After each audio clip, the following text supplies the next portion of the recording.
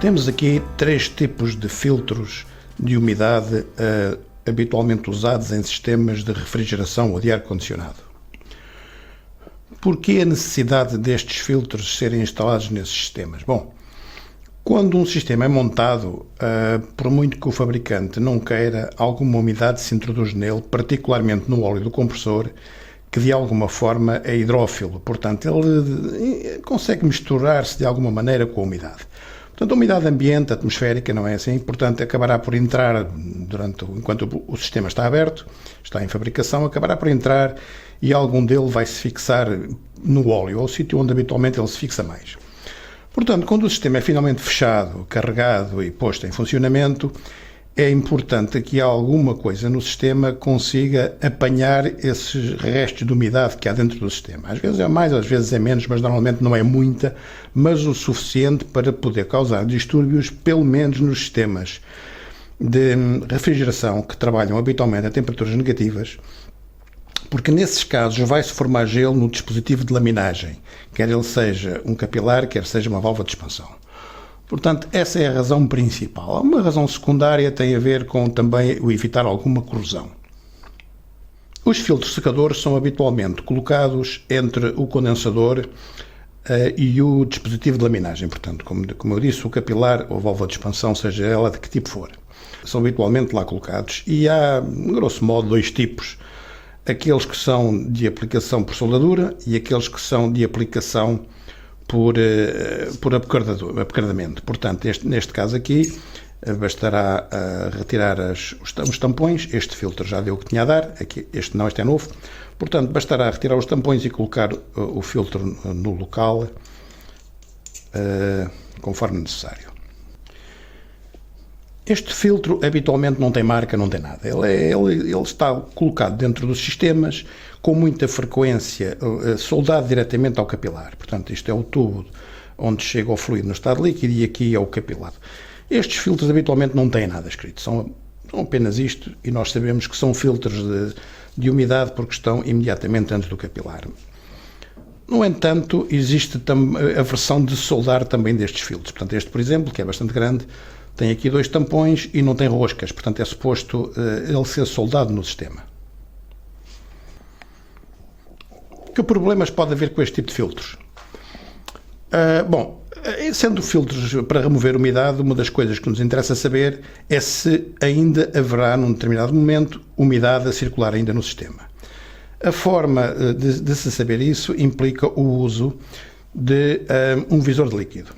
Estes visores de líquido, além de permitirem ver, enfim, propriamente o fluido, portanto, se ele está eventualmente no estado líquido, mais bolhas, menos bolhas, conforme o caso, mas isso é outra história. Portanto, permitem-nos saber se existe por aqui alguma umidade a circular. Aqui ao centro há um detector de umidade que muda de cor consoante o grau de umidade. Portanto, se não tiver umidade, ele fica verde e, portanto, verde corresponde a dry. Dry quer dizer seco. Se tiver umidade, wet quer dizer molhado. Portanto, neste momento ele não está a ser usado, evidentemente está fora de um sistema e a umidade ambiente faz com que ele, de facto, detecte que há umidade, evidentemente. Normalmente este visor é colocado imediatamente a seguir ao filtro de umidade, no sentido em que o fluido circula no sistema. Estes filtros, no entanto, têm uma segunda função.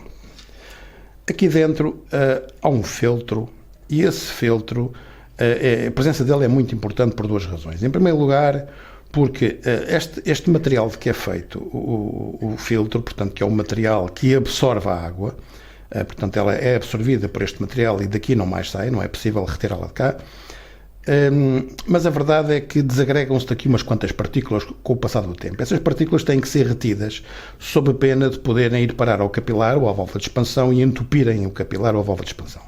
Portanto, eles têm que ser retidos e este filtro serve exatamente para que eles não progridam. Poderá não ser um filtro, neste caso isto é de um outro filtro que foi desmontado. Temos uma rede extremamente fina aqui sobre um suporte que tem uns quantos orifícios, mas há aqui uma rede extremamente fina e esta rede é a rede que bloqueia a passagem desses detritos. Ora bem, com o passar do tempo, pode muito bem acontecer que este filtro, ou neste caso a rede, ficam completamente colmatados por detritos. Se isso acontecer, é claro que o fluido vai ter dificuldade em passar. Ora bem, é preciso, portanto, de vez em quando, fazer uma verificação do estado em que está o filtro. A forma mais simples de o fazer consiste em medir a temperatura à entrada do filtro e à saída do filtro. Habitualmente a temperatura é praticamente a mesma, enquanto isto estiver tudo em bom estado, a temperatura é praticamente igual. À medida que o tempo vai passando e o filtro vai ficando entupido, esta temperatura começa a baixar relativamente àquela. Ora bem, quando começar a baixar, quando estiver a 1 grau de diferença, não há grande motivo para preocupação. Quando estiver a 2 graus de diferença, é capaz de ser boa ideia pensar em mudar-se o filtro. Quando chegar aos 3 graus, tem que se mudar rapidamente o filtro. Portanto, o limite, digamos, serão 3 graus. 3 graus de diferença e o filtro é para mudar tão depressa quanto possível. Portanto, ele tem que ser substituído. Portanto, a substituição deste tipo de filtros é relativamente simples. É preciso, evidentemente, retirar o fluido da parte do circuito onde o filtro está instalado. Isso pode ser feito retirando o fluido todo ou confinando o fluido a uma zona do circuito que não seja o local onde está o filtro instalado. Retira-se o filtro e coloca-se um novo, preferencialmente do mesmo tamanho. Se ele for maior ou mais pequeno, os tubos podem não chegar para ligar aqui as pontas do filtro. Se for um filtro destes, é um bocado mais complicado. Habitualmente a solução para substituir este filtro é substituí-lo por um deste tipo. Mais ou menos com a mesma dimensão, com o mesmo volume, mas deste tipo. Aqui não seria difícil, cortava-se o tubo e fazia-se uma bocardada. Aqui é um bocadito mais complicado. Portanto, e a solução poderá ser a seguinte. Poderá passar por se cortar aqui o capilar, tão rente quanto possível. Esse corte do capilar tem que ser feito, há várias técnicas, mas tem que ser feito de forma apropriada. Há, aliás, um alicate próprio para cortar os capilares. De outra forma, o que vai acontecer é que se vai esmagar o tubo que aqui está dentro, porque o capilar é um tubo, muito fino, mas é um tubo. Portanto, ele tem que ser cortado, mas tem que se manter o tubo aberto, digamos assim, não pode ser fechado. Depois disso ser feito, pega-se, enfim, num bocado de tubo que o sistema usar, e o que se faz é faz-se um abocardado nesse tubo, ok? Arranja-se qualquer coisa em aço que seja ligeiramente mais grossa que o capilar, coloca-se dentro do tubo, esmaga-se o tubo daqui e dali, depois tira-se esta tala de aço e coloca-se, portanto, o capilar lá dentro. Coloca-se o capilar aqui e agora o que se faz é deixar a ponta do capilar aqui bem à vista. Não convém que ele fique próximo da zona que vai ser soldada, ok?